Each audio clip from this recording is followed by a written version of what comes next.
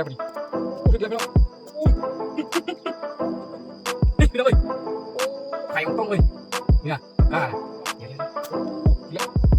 ห้งมากเว้ยตัวน้อยกินแห้งตัวใหญ่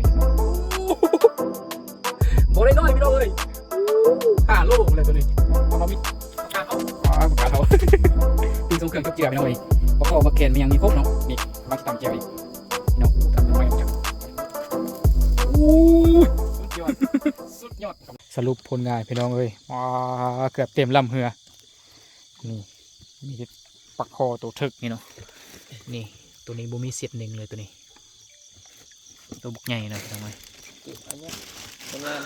2 ชั่วโมงร้อนอันใด2 ชั่วโมงไปแล้ว ตัวนี้เต็มพอดีขนาดตัวนี้ปักคอ2 ตัวปักคอ2 ตัวนี่8 โมงมาเด้อพี่น้องมาเด้อพี่น้องนี่เนาะโอ้วิดีโอนี้ค่อนข้างจะลำบากหลายพี่น้องโมได้ถ่ายให้เบิ่งเพราะว่าดำปลายิงกลางคืนเนาะได้ปลา1 ถังแล้วก็ปลาน้อยนึงเนาะนี่เป็นปรากฏเขาแกงเนาะนี่เนาะแกงบ้านๆเลยบูมีสมมีอย่างเนาะแจ่วเนาะก็มีขวจิ้งหรีดอีกพี่น้องเดี๋ยวให้เบิ่งเนาะโอ้อาหาร5 ดาวได้นี่สุดยอดนักห้องดาวน้องเสียงดีว่ะน้องใต้ดินเนาะน้องใต้ดินโอเคนะพี่น้องเนาะมาเด้อกินข้าวนำกันสบายดียามเช้าเนาะพี่น้องเนาะโอ้ยเมื่อคืนนี้นอนรับคักขนาดพี่น้องเอ้ยเมื่อยได้เนาะดำป่าแต่ก็ดำบุรุษเมื่อคืนประมาณ2 ชั่วโมงแต่ผมรู้สึกว่าเมื่อยหลายเนาะสิพาพี่น้องไปเบิ่งเนาะซื้อกลับไว้ล้างนึกเมื่อวานนี้เห็นมันตีลงกาลงมันเมื่อกี้เรียบร้อยโอ้ดีพี่น้อยขาวๆเนาะ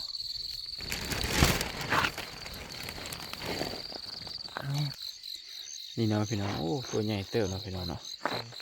เป็นตัวผู้เนาะพี่น้องพยายามมองอะไรเนาะนี่โอ้พอปิ้งเลยแหละพี่น้องเอ้ยพอปิ้งอยู่เหรอเนาะ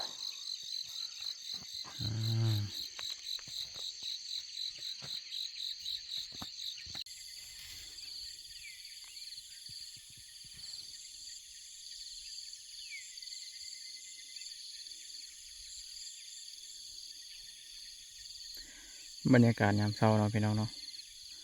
โอ้คักเลยนี่เนาะกำลังสิพยายามมองมองมี2 หลางเนาะมีมองใหญ่กับมองน้อยเนาะไปพี่น้องยามมองนี่จะเป็นผลงานที่ได้เมื่อคืนเนาะปลาดำยิงเนาะกับปลาทึกเบ็ดแดนเนาะพี่น้องโอ้ปลากาตัวนี้โคตรใหญ่พี่น้องนี่ใหญ่แห้งเนาะปลาใหญ่มันอยู่ทางลุ่มเนาะนี่ปรากฏเนาะนี่2 3 ตัวนี่ปลานิลมันอยู่ทางลุ่มเนาะพี่น้องนี่พี่น้องบักเอฟนี่พี่น้องเอ้ยมันเน่าไปเลยยังเสียดายอยู่ได้อยู่จักหน่อยมันสิเน่าด่วนอะไรปลาโคก็ได้พี่น้อยนี่2 ตัวปลาโคนะได้3 ตัวเอาให้เพิ่นเมื่อวานเลยตัว 1เนาะตัวใหญ่ยังหลายเนาะอยู่รุมพุ่นพี่น้อยลำคอนกับเปื่อยสิเบิดละเพื่อนไปรอแกงเบ็ดเนาะบ่ได้แบบนี้นะแกงเบ็ดเอาหนักน้ำเห็นหนักน้ำลอยเมื่อกี้นี่เริ่มยามมองเนาะพี่น้องเนาะมองก็ถือเหือจักเขาพัดบนเนาะยามมองกูมองกูมองเขาเรื่องกูบอกว่าสิมีแต้มให้พี่น้องได้เบิ่งบ่มองก็มองเก่าแล้วพี่น้องเอ้ยซื้อไว้ซื้อเนาะเริ่มกูมองพี่น้อง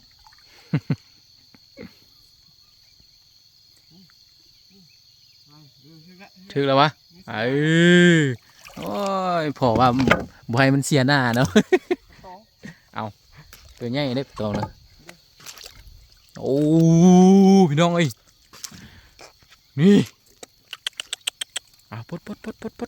ตัวใหญ่พี่น้องโอ้ผมมีเบรกเนาะวันนี้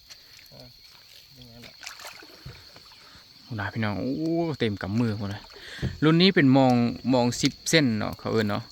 ป่าเนี่ยก็ประมาณ4-5 ตัวก็ได้โลหนึ่งเนาะปลาตองเนี่ยสมมุติว่าเป็นปลาตองเนาะ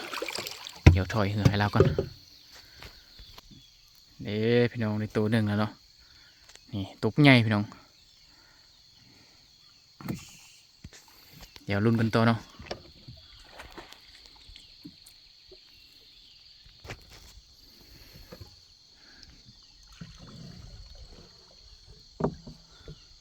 ลุ้นเบิ่งนำกันพี่น้องเอ้ย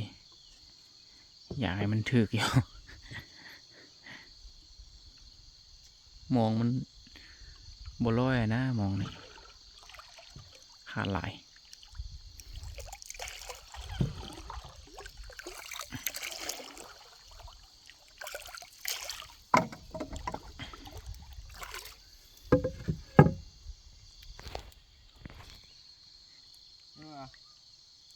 ถึงแล้ว ถือวะเอาอู้ปลายังบ่นี่อู้ปลานินพี่น้อยซูมเข้าไป ของแท้โอ้โห ว้า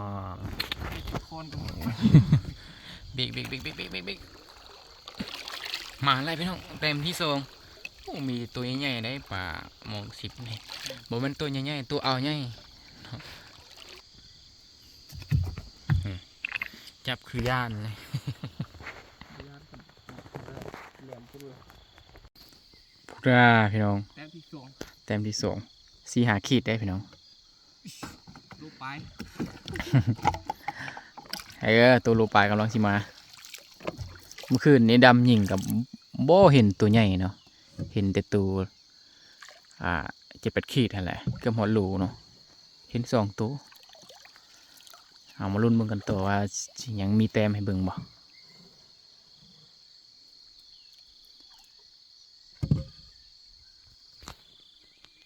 ถึกปลานินพี่น้อง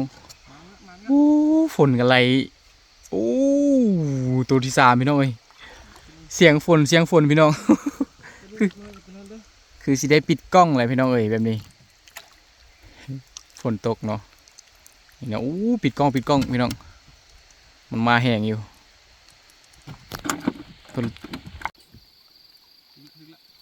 ถึงแล้ววะอู้มาอีกแล้วพี่น้องปลาตองแต้มที่2เป็นแต้มที่4แล้วเนาะพี่น้องเนาะนี่โอ้ยคักเลยเว้ย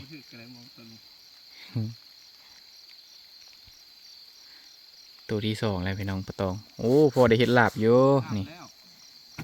คักเยวดอกเนาะบรรยากาศนี่อู้ยฝนตกพี่น้องเอ้ยหนาวเลยแล้วนี่หากะเอื้อนน้อยหนึ่งเนาะคิดว่ามันถือเอ็นบ่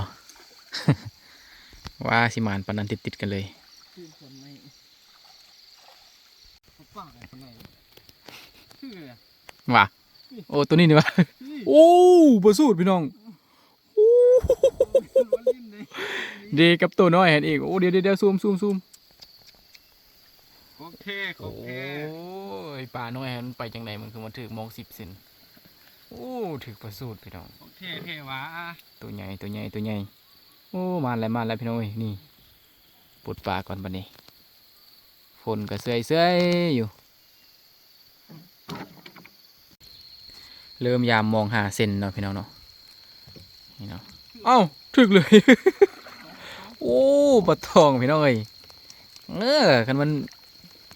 หากระยามแป๊บเดียวน้ำถึกหนึ่งไข่แต่ว่านี่สิว่าได้ตัวเดียวมิดจอยเนาะมองหาเส้นอันนี้เนาะพี่น้องเนาะปลาชิโบใหญ่ฝนนี่ก็ได้ไหมโทรศัพท์ก็เปียกเบิด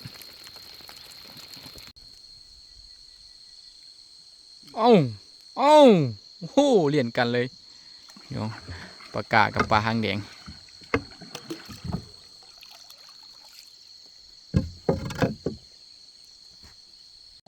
อุ้ยมาปลาคอยแล้วพี่น้องเอ้ยนี่ ลูกสองลูก มานปลาคอพี่น้องเอ้ยสรุปผลงานเนาะพี่น้องนี่เนาะ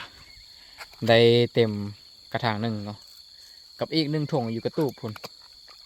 แล้วอันนี้เป็นปลาถือมองอู้ยพี่น้องเอ้ยมีแต่ใส่เป่งๆเบิดเนาะอู้เป็นตาโซ่นิ้วแบบนี้นี่เนาะพี่น้องปลาสูตรเนาะโอ้บ่ฮอดโลกันยังน้อยเด้อตัวนี้